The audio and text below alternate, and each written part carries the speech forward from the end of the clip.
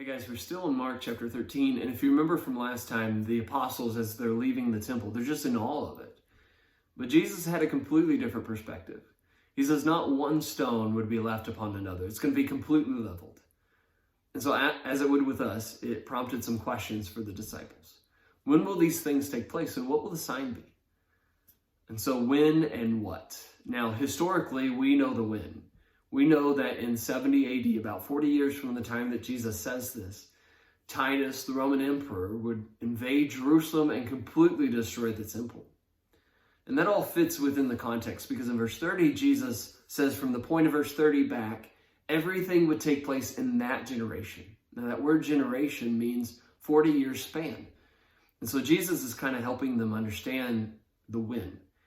And he's also going to tell them the what. So he's going to give them a sign. But I don't want us to confuse the section we're going to look at this morning with signs. In fact, Jesus says these things are not signs. At the end of verse 7, he says, but the end is not yet. Then in verse 8, he says, these are the beginning of sorrows. Then in verse 10, he tells us some things that must take place first, before the destruction. And so what Jesus is saying is that when you hear about these things, don't freak out. The destruction is not yet.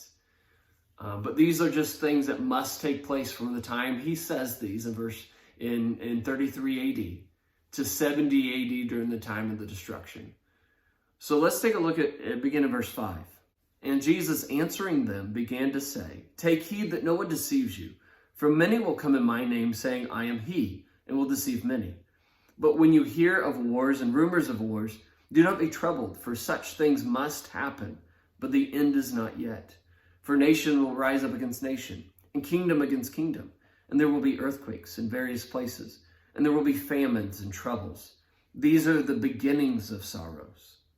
In verses 5 and 6, he warns them about false Christs, deceivers rising up. Now, there's always been people who rose up to claim to be Christ.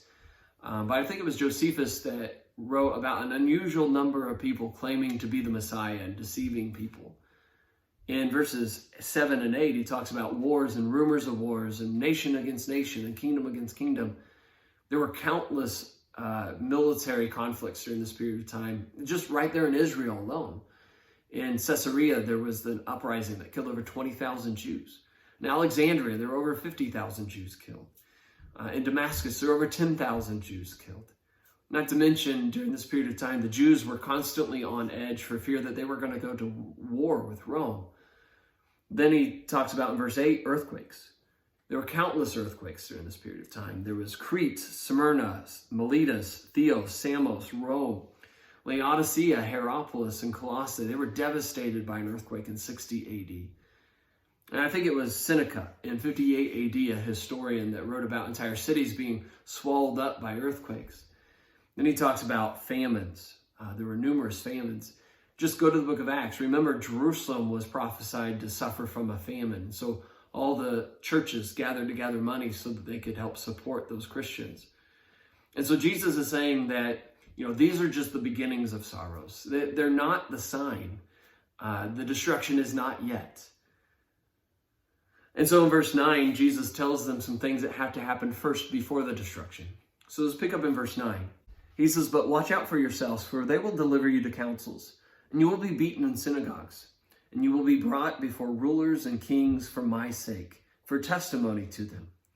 And the gospel must first be preached to all the nations. And when they arrest you and deliver you up, do not worry beforehand or premeditate what you will speak. But whatever is given you in that hour, speak that. For it is not you who speak, but the Holy Spirit. Now brother will betray brother to death, and father his child, and children will rise up against parents and cause them to be put to death. And you will be hated by all for my name's sake. But he who endures to the end shall be saved. So had the gospel really spread into all of the world by 70 AD? Well, Paul said it had in 62 AD when he wrote it in Colossians 1 verse 6. And maybe not in every nook and cranny like we think of, but I think it was spread to all of the known world by that time. And so we watch the apostles, including Paul, stand before kings and councils after being beaten and for the sake of Christ. And there would be family members rising up against family members, causing their Christian family members to be put to death.